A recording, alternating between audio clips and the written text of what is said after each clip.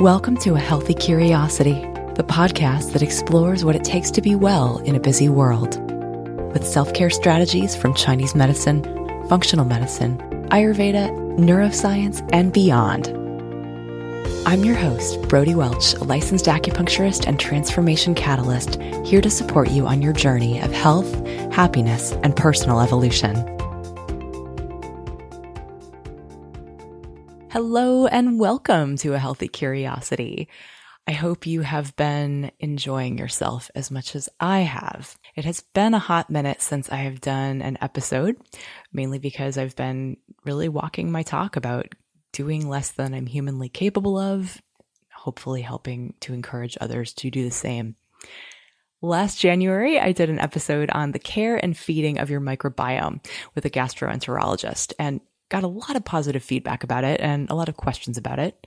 People seem to really get how important good digestion is to feeling good overall, and also how central a healthy gut is in order to digest and absorb our food without pain, without gas or bloating, diarrhea or constipation, but also the ramifications that extend towards things like autoimmune disease, hormone balance, our level of energy overall, brain fog, bone health, goes on and on. Every system in the body really depends on the gut microbiome. So it's worth talking about more than once, or more than twice, or if you're a practitioner, maybe more than twice a day. And I wanted this follow-up to be mainly from the Chinese medicine perspective. Within Chinese medicine, there are these elegant combinations of herbs that have been used for hundreds and sometimes even thousands of years to promote healthy digestion. If you're a patient of mine, you might be familiar with MicroGuard, which is a formula, one of my go-tos, top quality formula that I swear by for people who are dealing with digestive issues due to dampness or an excess of turbidity in the body that the body doesn't know what to do with. In Chinese medicine, we think about whether a condition is one of excess or one of deficiency. And because we live in a culture that is so much on the excess side of things with respect to food, excess sugar, excess alcohol, excess calories in general, excess fried, greasy stuff, all the ways in which we eat like royalty compared to people who lived thousands of years ago, it's generally a good bet as a practitioner to help people deal with the excess, get rid of the excess, which we call dampness, before trying to nourish deficiency or weakness in a particular organ system. Indeed, that organ system might be not able to do its job because it's burdened by this excess. So when someone comes in and they're struggling with digestive issues, generally speaking, it's a good place to start with taking away the excess to unburden the system, which can then function more effectively. And MicroGuard is one of my favorite formulas for that. And my guest today is one of the co-founders of the company that makes it. My guest today is an esteemed colleague and friend and returning podcast guest, Dr. Andrew Miles. If you want to go back and listen to Microbiome Biohacking episode 177, feel free to do that. Dr. Andrew Miles' work has greatly enhanced my knowledge of the microbiome and how we can regulate it using the tools of Chinese medicine, specifically herbal medicine and Qigong. He is a doctor of Oriental medicine who grew up with a Taiwanese stepfather, immersed in Chinese culture, martial arts, and medicine. He studied traditional Chinese medicine in Canada at the Canadian College of Acupuncture and Oriental Medicine, and later studied advanced diagnostics and integrative medicine at Chengdu University of TCM in Sichuan, China. He lived in China for years, learning more about Chinese medicine in laboratories and learning from top specialists. He's the host of the Botanical Biohacking podcast and works with an expert panel to source sustainably wildcrafted herbs for dampness. He's consulted for pharmaceutical companies, practiced medicine and taught martial arts in China, and has been recognized by the Taiwanese and Chinese governments for promotion and preservation of traditional Chinese culture.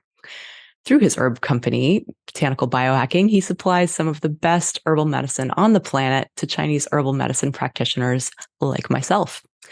Dr. Andrew Miles, welcome to A Healthy Curiosity, and thanks so much for being here today. Thank you so much. And yeah, after that intro, I realized I should probably be doing more. Maybe I've slowed my momentum. But I think that I appreciate it. Yeah, no, well, I think you're doing just the right amount that is where you're at the moment. Plus parenting, right? That's like the whole unseen side of things. So today I would love to get into it with you about, first of all, like, so I think we all pretty much get that the microbiome is important. How do Chinese herbs fit in here? There are obviously dietary strategies I've talked a lot about, and as you have, right, talking about this concept of dampness. Maybe we could outline that a little bit. But basically, I'm curious, like, why shouldn't people just take digestive enzymes at every meal if they're struggling with digestion? Like, why does it? What benefit does it have for us to pan out and consider having healthy gut microbiome? Okay, yeah, absolutely. So first of all, enzymes have their place. Enzymes are important. Obviously, they're crucial for digestion, but it's not the case that taking more is better. It's really useful, I find, to get your body to make its own enzymes, which is perfectly capable of doing in most cases. And then looking at the overall growing conditions by looking at the rate of peristalsis, the wave like movement through the intestines, looking at bile flow and regulating some of these sort of master keys to digestion, making sure that the pancreas, making sure that the liver, that it's all producing the right stuff to make digestion function. So after that, it's not the case that necessarily more is better. Sometimes it can make things worse. Yeah, absolutely. Just in general, can you outline sort of like what does a healthy gut microbiome look like? So, a healthy gut microbiome is and should be different for men and women. It should be different based on how athletic you are. It should be different based on where you live in the world. It should be different based on the environment, the larger climate that you're in. And this is why it's so difficult because right now, if you look at probiotics, let's say, they'll take the stool sample of somebody who maybe is an Olympic athlete and say, aha, that's healthy. But at night, by the time it gets to the 50-year-old woman who's taking it, that might not be the case.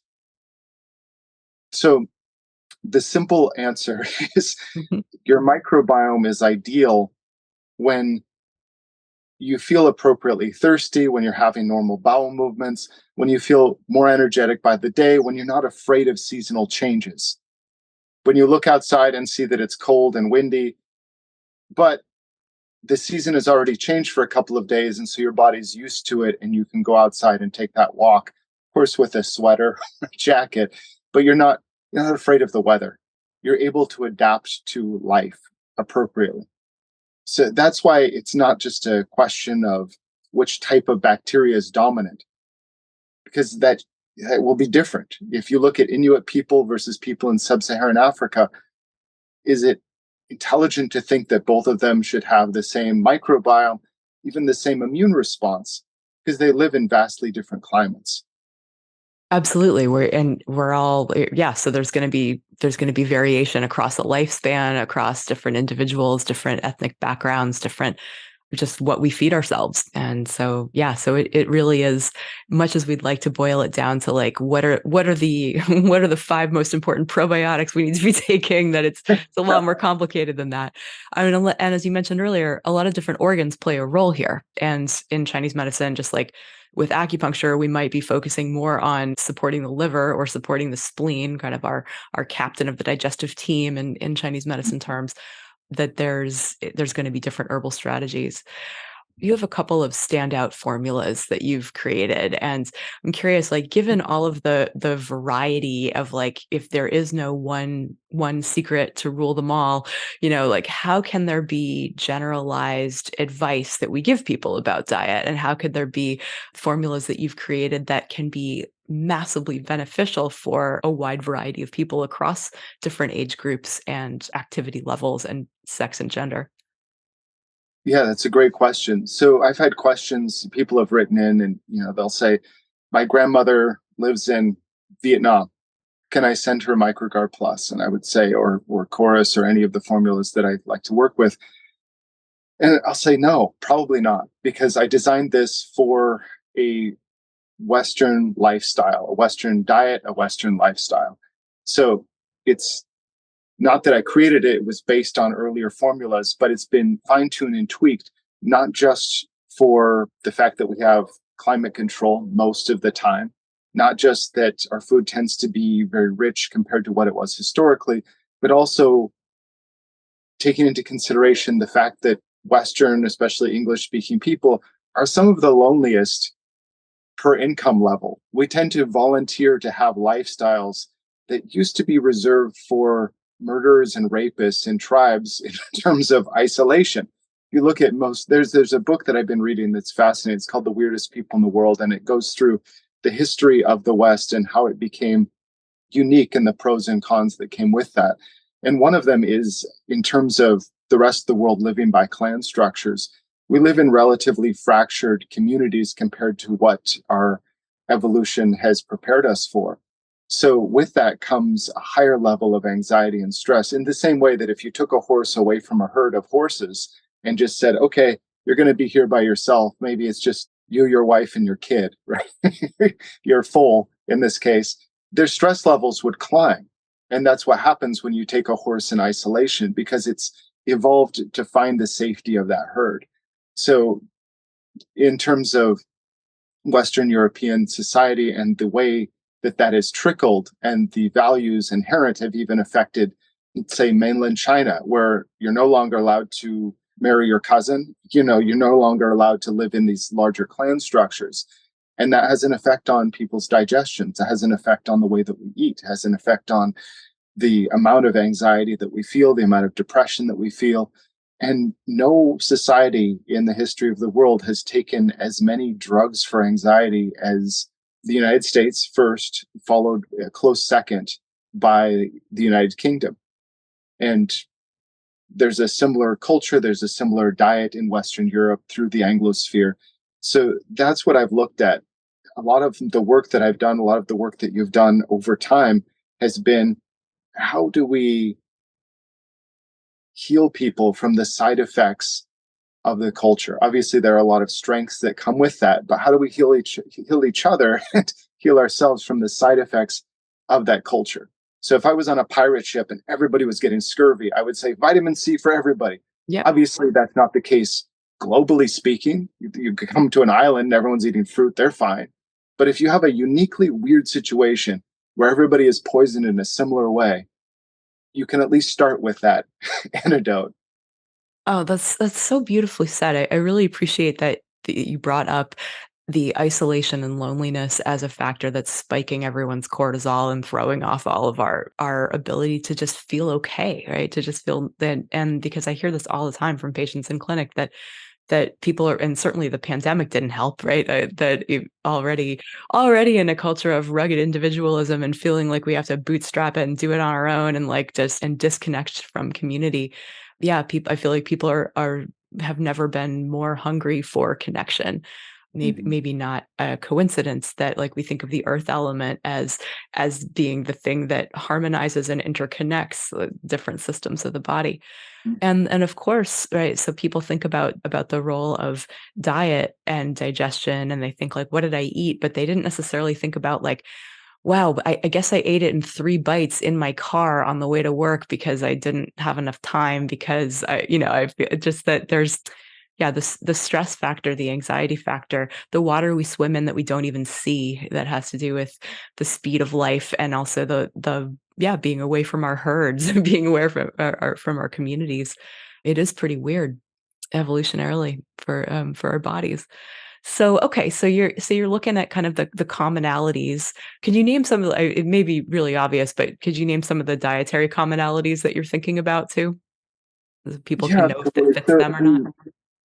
if you look at the American diet, it's inherently one of Northern Western Europe. Our breakfasts look very Irish, only it would be something that people in those communities would have had maybe once a year in terms of how luxuriously rich it is in protein, in fats, and nutrients. For a long part of the year, in just speaking in terms of Europe right now, as the culture has dominated the Western world, the traditional diet was, one of lots of soups and lentils and bread that had a lot more fiber and less sugar than anything that we encounter. The vegetables were terrible by our standards. A carrot today, something like 100 times the sugar of a carrot just 100 years ago or 200 years ago. You see a picture of a watermelon, in the 1600s, and you've got big seeds, and it looks like it doesn't taste very delicious, and it didn't. And then Yeah. an ear of corn that we have today was sweeter than a watermelon 50 years ago. So the intensity of sugars, even when we're eating fruits and vegetables and something that's healthy, the intensity of sugars is just much, much higher. The availability of meat, if I feel meat hungry, I can go to a restaurant and just, I want 4 hamburger patties. And before that might have been a time when it was a holiday, when a certain goat or sheep was killed, and it was a big deal. Hey, we're eating meat more than once a week. So, and then if you want to look at going back further, okay, well, there's an idea that hunters and gatherers were, these massive carnivores, which, there are isolated cases where that's true, but I think that's kind of a hyper masculinized fantasy about hunter gatherer life. And I say this because I grew up in South Dakota for my high school years, and I have very close friends and like family who are Native Americans, and they have recipes. So the kind of fantasies that we have of, Paleolithic diet, even in very meat centric societies such as the Plains natives, there's a surprising amount that was foraged and very fibrous, low calorie foods. So that's kind of, and then sweating, whether if your daily life isn't causing you to sweat, then if you're feeling a little bit off, the ceremonies are you hit the sweat lodge. And all of that is going to help with digestion as well and help to remove some of what we would call dampness in Chinese medicine. So on an evolutionary scale, just by living here and now, and even if you're trying to not overeat sugar in a processed way, it's likely that we're kind of inundating our bodies with more than it can handle. We're probably not eating enough fiber. We're probably eating too much meat. Yeah, and we're living like kings, which is why the Yeah. formulas that I really love that are so useful today, they were really developed, the original basis of it by Zhu Danxi, who was treating women gynecologically, but they were palace women. So these were some of the wealthiest women who he couldn't nourish them. He couldn't use hormone replacement therapy. He would do it, try it originally, and people would behave weirdly. And it was because their diet was uniquely rich in a way that today we're lucky enough that we're living like royalty 1,000 years ago. So we'll go, you see patients and they have high thyroid, and then they take or they take low thyroid, and then they take hyperthyroid or hypothyroid medicine, and it doesn't work the way it should. It works the opposite way. And it's a huge head scratcher. And then they come to us and we, of course, fix up their digestion, then everything works. And it's because of this molecular mimicry that's caused by gut dysbiosis. You got these renegade pathogens that start to hack the system and cause hormone problems. So before we can address that second stage of anything, we have to address the gut first. We have to make sure that the gut dysbiosis that so many of us have with chronic disease isn't causing diagnostic confusion. It isn't causing medications to behave the way that they shouldn't. So that's why it's kind of the first line of defense. And it was in the time of Zhu Danxi, before he would use massive hormone replacement therapy, which he used very high doses of that. Before he could begin with that, he had to fix the gut. And we're in the same position today. Yeah. So when you say hormone replacement therapy, obviously, this is a long time ago. This is not actual this is not bioidentical estrogen and progesterone. This is Chinese herbal medicine that Right. that Cause the supports. body to make those. Yeah. Yeah, exactly. So, and this is Jidanshi was School of Yin Nourishing, right? Like Yeah. that was his main contribution that we think about it as herbalists, right? That if you are, for example, in menopause and you're dealing with hot flashes and night sweats and anxiety and insomnia, for example, that we have formulas that are essentially encouraging the body to make its own hormones, so to ease that transition, to and that by nourishing the yin, of our kidneys, of our hearts, that we add more to the cooling, the cooling, the calming, the moistening, the supple, the restful energy of the body. And that doesn't work when we've got when the body is dealing with too much dampness that's in the way, right? Too much Mhm. running interference, right? And this molecular mimicry is like, is this to keep to keep themselves alive? Like, what's going on here? It's like, Yeah, it's fascinating. And this is something that when I was 14 or 15, my Chinese kung fu teacher, is also an herbalist, said, the way, if you want to change your personality, you can do it by eating certain foods. And I thought, okay, this is something that I would work on for myself and I would help other people with it. But it was something I had to be tight lipped about because it sounded just insane. Well, 30 years later, what happens is research has come out that says, the microbiome has a direct effect on personality and appearance and where we're storing fat and a lot of mental health as well by way of the gut brain axis. And so the endocrine system, it's very, very influenced by these gut microbiota. And what they're doing is they're interacting with the body saying, we really love it when your body is nice and plump, when you've got a lot of water in your extracellular space. We love that. And why don't we just add some more sugar to the system? We want you to have higher blood sugar as well, because our babies like that. So certain microbes and other microbiomes in the body, there's, not just one, there are these kind of overlapping ecosystems. They don't always act on behalf of what's best for the whole. And when they start to diverge a little bit, when they're otherwise perfectly nice citizens, but when they start to get a little too selfish for their own clans, they'll start pushing buttons and ordering takeout by way of our gut brain axis, by way of our enteric nervous system, and say, I could really use, I'd like you to have higher estrogen or lower estrogen, or I would like you to, have this effect on the body. And they're getting what they need for themselves, but it can happen at the expense of the host. And so it's not that those bacteria or microbes are inherently bad. It's just that we need to keep them in check. And once they're in check, some of these bad microbes will produce very valuable vitamins. They'll produce hyaluronic acid that we need for our joints. They're good contextually.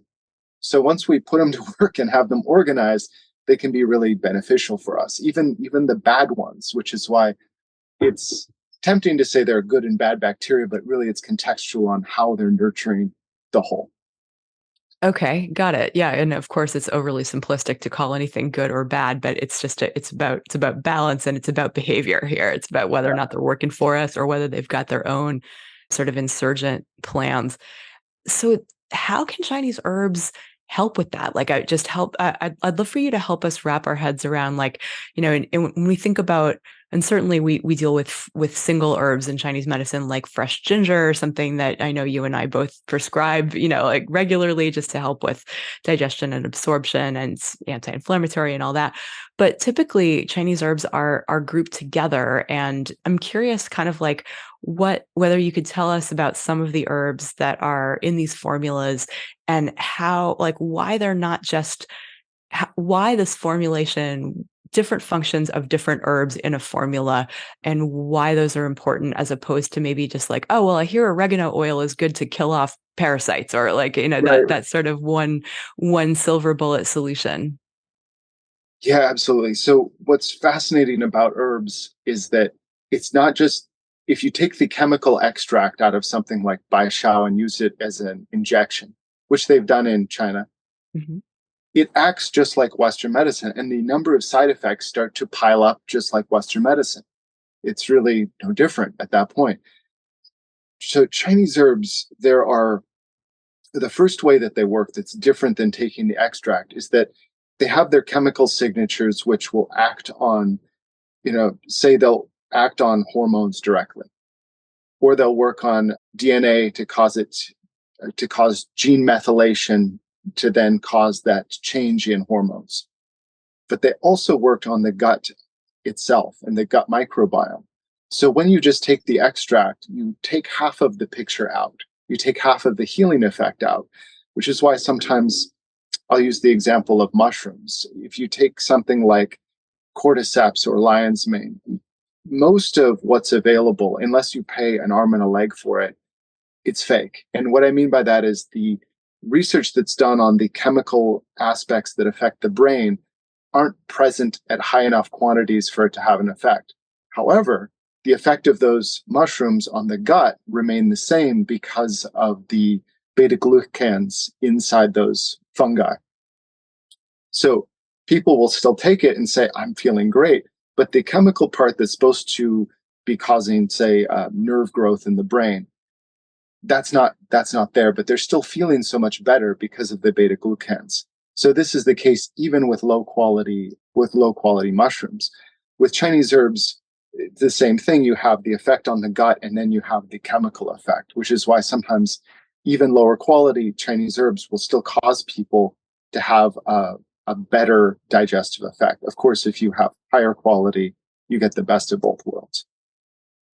So that's the first part. The second part is that herbal pairs are fascinating. It's not that you can just say, well, theoretically, I think if I combine these two herbs together, it's going to be a good match. Theoretically, we'll get you in the ballpark, but over thousands of years, they've found that certain herbs are just amazing together because they potentiate the effects while removing each other's side effects. And when we look at the pharmacology, that's exactly, we're finding the same thing. It's potentiating the effects, and then just chemically, they're canceling out each other's side effects. And when you get that, it's just this perfect harmony. And then the most effective formulas, they're not a list of single herbs, they're a list of pairs. And then the way that those pairs even work together with other pairs, it's so fascinatingly beautiful when you look at the in-depth pharmacology. It's like, how could they predict this kind of resonance? And again, it was just theoretically getting into the ballpark, and then trial and error with millions of East Asian doctors over a 2,000-year timeline, and they're all recording what worked, what didn't work, side effects that happen when they combined herbs that shouldn't be combined together. And today we're the inheritors of what worked from these brilliant people over this timeline. Because if you have a few million doctors working at any point in time in Chinese history through the various empires, it's not that all of their books are revered. It's like, one or two people every couple hundred years. So these are the best and most brilliant people. And we stand inheriting all of that. And then we inherit not only that, but the modern research that's come out that allows us to bridge that with modern medicine. And it's just such an unfair advantage that lets us do, very simple interventions and get these outsized, miraculous results. It just makes us look like Dr. House every day, when in fact, just sitting on this cultural inheritance that the West is just starting to bump into again. Of course, I say again because Greek medicine, even medicine 1,000 years ago, they find recipes from Europe and they're doing actually very similar things. But there wasn't that medical continuity, and there isn't if you look at, say, Greek preparations or Egyptian preparations, they died out at certain points. So there wasn't 2,000 years of a number of cultures using it, writing it down in the lingua franca, which is Chinese characters, and then having the benefit of modern research. It's so, I mean, just as you were describing that, like, the millions of doctors over thousands of years, just that like this was we really do have this deep gift, right? This I feel it is that, like, standing on the shoulders of giants, right? Like that and like kind of a pyramid of people throughout history, and the idea that, like, guess what, more isn't better, right? Like if we extract what we think is the chemical that does the thing that we want it to do, that actually leaves behind what else there is that's necessary for that herb to be to do its thing, right? And so it's not as reductionist as we would like to think. Maybe in the West, it's not just Mhm. a matter of like, well, let's just bump up this thing and hope and it'll be more effective. Mhm. Can you talk to us a little about weight loss and how Chinese herbal medicine and the formulas like MicroGuard Plus or Chorus, how they can help with that? Yeah, absolutely. So there are, of course, a lot of so-called weight loss supplements on the market, and some of them, as this is the rare among them, will make that claim because perhaps in a mouse rodent test, they were able to cause them to lose weight. And perhaps it's doing this by way of activating the thyroid or working on the gut microbiome. But really, when it comes to an individual human and the ways that they lose weight and the ways that they lose weight in the long run. So not a crash diet where, 3 years later, are they in the same position or worse? That's the kind of criteria that I look at. There aren't any real weight loss supplements. What is real is when people get their microbiome in balance, then they get their energy systems in balance. And obesity is inherently an imbalance in the energy balance systems that we have in the body. And I mean that not in an esoteric sense, but in quite literally, we've got all this energy in storage. Why are you tired? Right. So that's not a question of supply, it's a question of distribution. If we, if we're a little chubby, we should have energy for days, but that isn't always the case. We should be able to skip a few meals and feel perfectly energized. And that isn't the case for everybody. So you'll see sometimes diets like, we'll just eat one meal a day. And don't get me wrong, I think for certain people that is an amazing way to go. But if your energy balance isn't in a place where you can easily draw on the resources you have, and you don't have the energy levels that are high enough in order to cause that distribution, then that weight loss isn't going to happen. And in fact, what happens instead is the body goes into panic mode and more weight gain happens as a result. So I think if we look at just before we look at what tools, if we just look at what's the most essential thing, the first is that the gut microbiome is functioning properly. And with that, the immune system is functioning properly. Because if your immune system is weak, you might feel cold all the time and your body goes, oh God, it's an ice age. Store fat like crazy.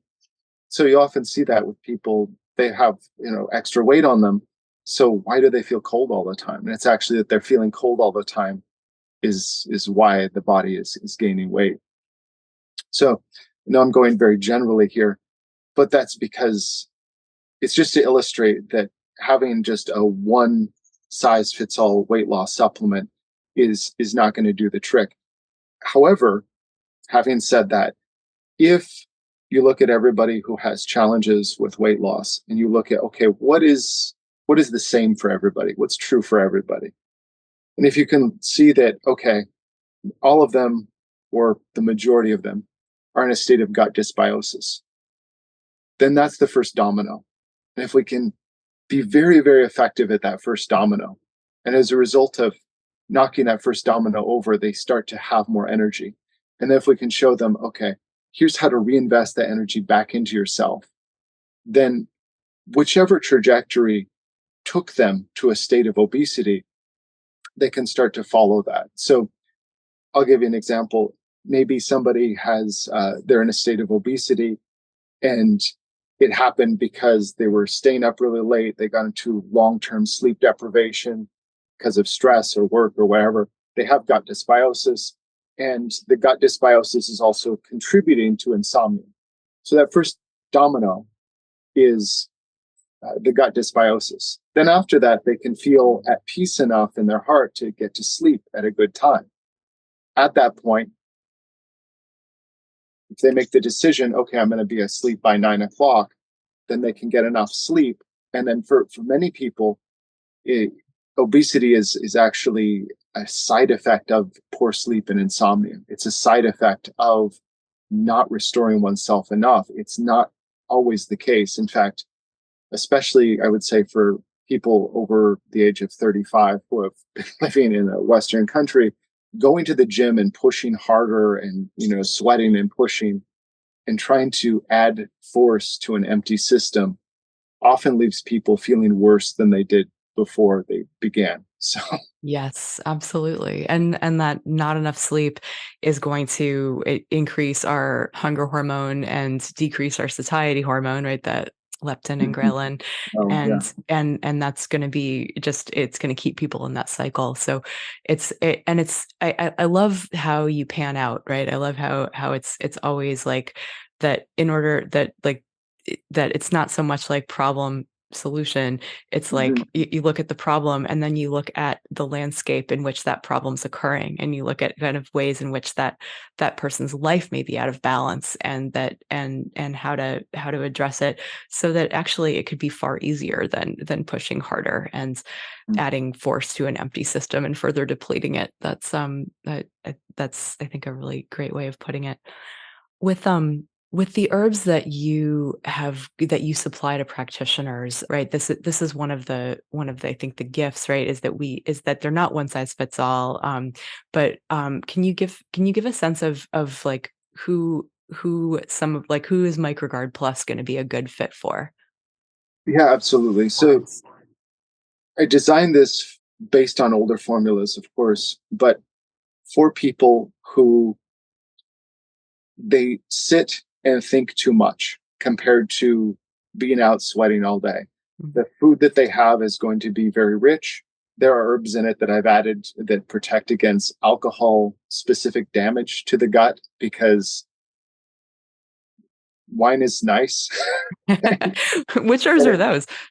Actually, Gogun. Gogun is Again, in there, okay. and it has a. It's interesting. There's the pharmacology shows. I mean, traditionally, it's used for alcoholics, and it can reduce cravings for alcoholics, reduce alcohol cravings, but it also has specific effects to heal the tight junctions, the gut leakiness that's specifically caused by alcohol.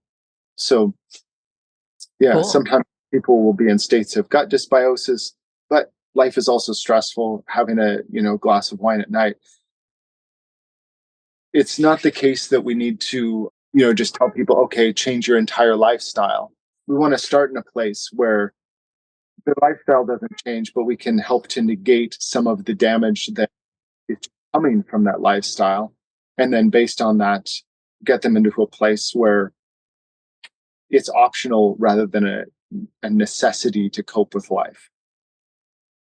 Great. I mean, I'm sure a lot of people who are listening are wondering like, okay, like I already feel like I eat pretty well, but it's not perfect. Like it's and so like it's probably a relief to know that like it doesn't have to be perfect. Like Chinese herbs are here to help. Like you said earlier, just like people are interested in how can I eat and not hurt, or like Yeah. how can I have things that maybe I know I shouldn't have, but not pay a significant price for it. And so How do better you living drive through down the Chinese road herbs. and eat? Yeah, absolutely. And as someone who has had to pay a lot of attention to what I eat and how I eat, it's really nice to feel like that I've got like a trusted ally on board, like, in the form of these herbs that I carry in my purse for those dietary indiscretion moments. Talk a little bit about, so you've got your practitioner formulas that are these like top of the line, beautiful like herbs that would only be available to royalty, right? In most of history. Yeah, And 5 years. what was that? Until the last 5 years, it was actually Xi Jinping's anti-corruption reforms that Wow. made the herbs available. Before, like there's an area in Sichuan, not far from where Lan's from, where some of the best rice in China grows, and nobody locally has tasted it because that go and has, I should say, that went to the elites in Beijing. The best herbs, some of the best herbs in the Qing dynasty, it was off with your head if you touched it. That went to the elite in Beijing. And that was the case all through, communist China until the recent anti-corruption reforms by Xi Jinping. And then because of his reforms, the people in Beijing weren't allowed to collect that anymore. And so we got dibs on it. Amazing. So Yeah. yeah. So well, I mean, it really is. It's like you're democratizing like the finest quality Chinese medicinals that there are for this kind of thing. And then I'd love to hear you describe a little bit about your new product Chorus and why that came about and where people can get it as I'll say that I'm excited to be an affiliate for it. I'm excited to help get it out there into the hands of people that that can't come see me in clinic, because it is so important. I think that everyone have the ability to optimize their gut health for literally every condition that could be related to it. So tell me about chorus. Yeah, actually, before I tell you directly about Yeah. chorus, I want to tell you about a professor I had in school.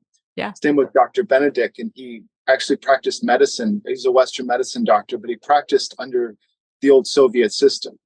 So he was put in this town, and he was paid the same, but he would either spend his days gardening or he would spend his days packed with patients. So his quality of life was dependent upon how much he could teach people in his community not to need him. So this always stuck with me because he would, teach, of course, public health or, do it yourself kind of methods that people could use for gastric upset or whatever. He was just really big into home remedies. And his father, at that time, China and Russia were, or the Soviet Union, I should say, were close buddies. So his father actually did acupuncture, and he got access to learn acupuncture as well. So he was doing this, a long time ago, but that always stuck with me. It's, wow, wouldn't that be neat? He was making little films and showing them the public square on public health.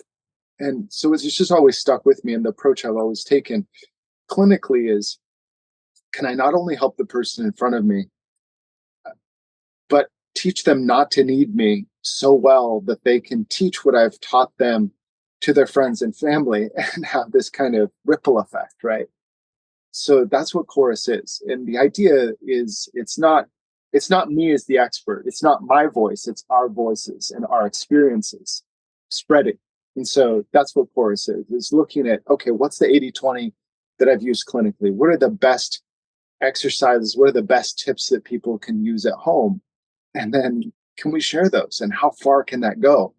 And so there was a time in my practice where it was like, I'm going to heal the world. Here's this, rare cancer case. And, yay, I'm going to pat myself on the back because I helped this guy live twice as long, or, healed something that Western medicine can't fix. And it felt good in that moment. And then, I would get people flying in to see me, and they would be like crying, saying, "Oh, you helped me so much." And it got to the point where I just didn't feel anything. I was like, "That's nice." I know that sounds cold, but you hear it so much. And also, I was always detached from it. I didn't want to feel like it's me. I'm like, no, I'm passing on information to you. Right. I actually felt uncomfortable when people are like, you saved me or whatever, like nonsense. You chose to take these steps. And so there was always a detachment. There was a love for the work, but there was a detachment from feeling personally thanked from it, if that makes sense. Because there's Oh, projection that totally. can happen. Oh And yeah, yeah.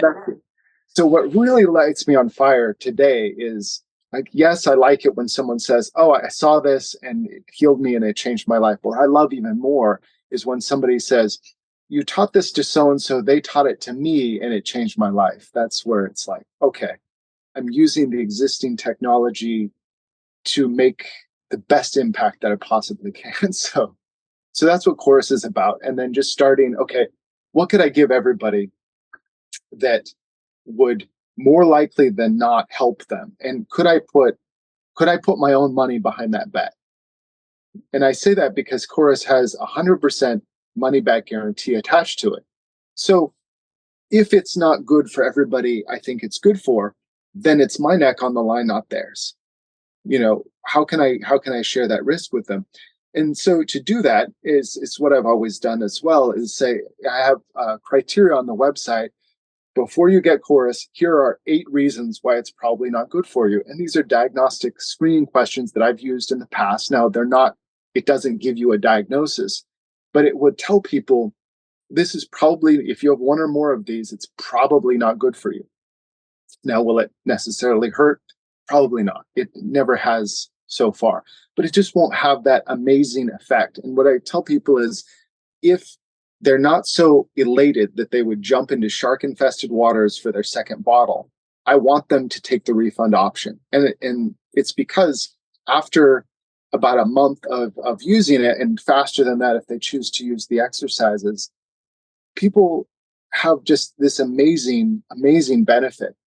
And as a result of that, if they can use it for 1 to 3 months and get an amazing benefit and tell 7 or 8 friends, yeah, and that's what's been happening, then, we're growing, we're serving more people. And the goal isn't that people, use it forever.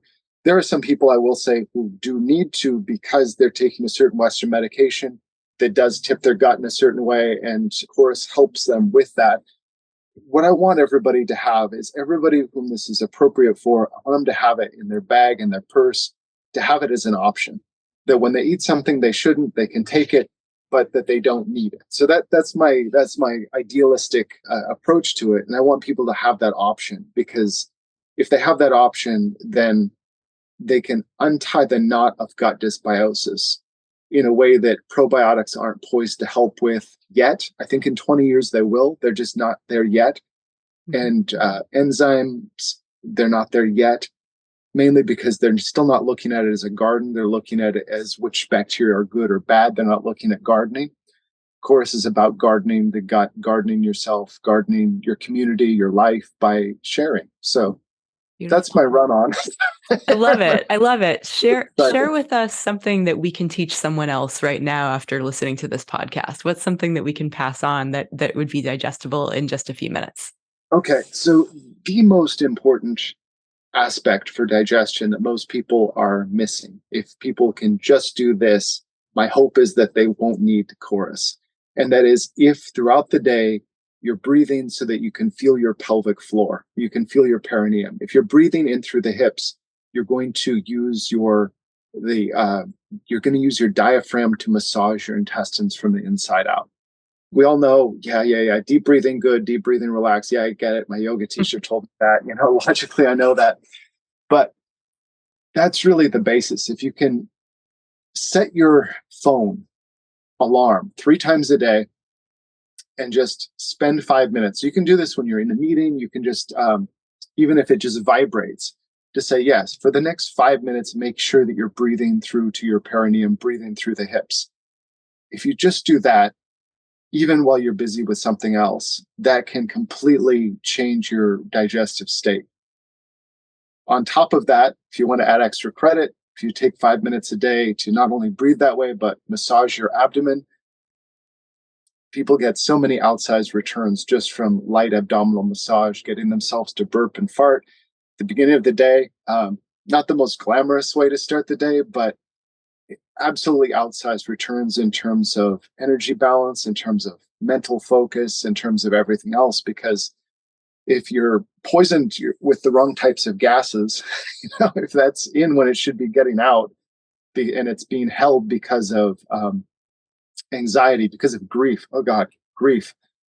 Grief has been a big one. Just a state of loss, especially through the pandemic. Who didn't feel a state of loss? That affects breathing. And I think, the other day I was telling you, you know, knew about a knew about a guy, and he was younger guy, and he was shot and killed, and I just felt gut punched. And it was like, I could only, you said the word gut punched, and I felt like my breathing was just cut in half. And even though I've done qigong and exercise like this for years, it took me a day or so to get my breathing back to what was Mm. able to be full. And so anyway, that's the essential takeaway, I would say. Oh, I love that you offer that, and really, and also that story, because yeah, who among us hasn't felt that sort of, whether it's shock or whether it's grief or loss or something, where we don't even realize the physiological effect. I mean, you're a qigong practitioner, you're in tune with your body, but so much of us, it's like we don't even realize that we're breathing way up here. and Mm-hmm. and so just taking stock and tuning in, first of all, like, how do I feel emotionally? Like, let me digest and let that go, but also let me consciously deepen my breath so that I can get right that diaphragmatic massage to the intestines, that I can feel down into the pelvic floor.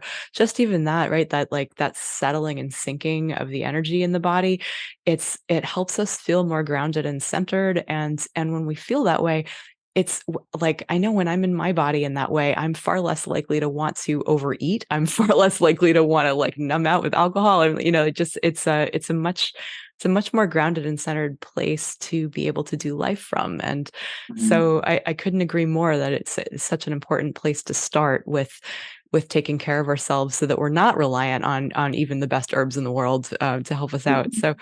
So in terms of just like putting that into practice, you suggested the timers on your phone, 3 minutes, that and doing. I actually have, if people visit brodywelch.com, I've got a gut resources page. I've got a video up there on how to do the abdominal massage. But my little 2 cents is don't let the perfect be the enemy of the practice, because Right. it's just like you're not going to hurt yourself with this stuff. You're just practice makes practice, and it will Mhm. help the more you do it. So anyway, there's by the time this goes out, I'll hopefully have a link in the show notes to have people get connected with Chorus if it's the kind of thing that they feel they could benefit from, and also to how to self screen so that they know that they don't have a different pattern that might benefit from a Mhm. different Chinese medical approach, which Mhm. those of us who practice Chinese herbs are ready and here to help with. This has been a really fun and informative conversation. Is there any last words you wanna leave people with? Yeah, I would just say, aside from the deep breathing, look at your tongue every day and see how it changes. And just tune into how you feel and look at your tongue. And if it feels puffy or if it looks puffy and you're feeling a little low energy, pay attention to that and maybe even record it in a journal, because your tongue is the window to the gut. And the more you can tune in intuitively, but then also observe, the better you're going to be able to help yourself over time. And I think ultimately that's one of the best gifts that we can give ourselves.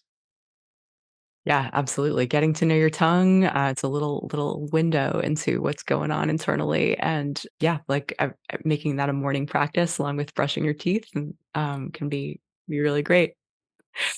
Dr. Andrew Miles, thank you so much for sharing your wisdom and and thank you in general for all that you do for our profession and helping to educate practitioners as well as the masses about how Chinese medicine can be super powerful and life changing. Thank you so much. There is now a link in the show notes that you can follow to get your hands on some of these finest quality herbs on the planet while helping to support this show. You can go there or just directly to chorusforlife.myshopify.com/Brody, Brodie. If you are a Willamette Valley local, you can always swing by my clinic, Life and Balance Acupuncture, and pick up Microguard or Microguard Plus, which is essentially the practitioner version. These are my go-to formulas when people are dealing with food sensitivities or issues with digestion and elimination, gas, bloating, irregular poop, brain fog, fatigue, all kinds of stuff. Thanks for listening today. To check out the show notes, get on my email list, or drop me a line, head to brodywelch.com. That's Brody with an IE and Welch with a CH. I'd love to hear from you. If you learned something new or feel inspired to try something different in your life, I'd love for you to pay it forward by sharing this episode with a friend who you think could also benefit, and give them a reason to listen. You'll be helping to create a world where we encourage each other to embody self-respect. Till next time, be good to yourself.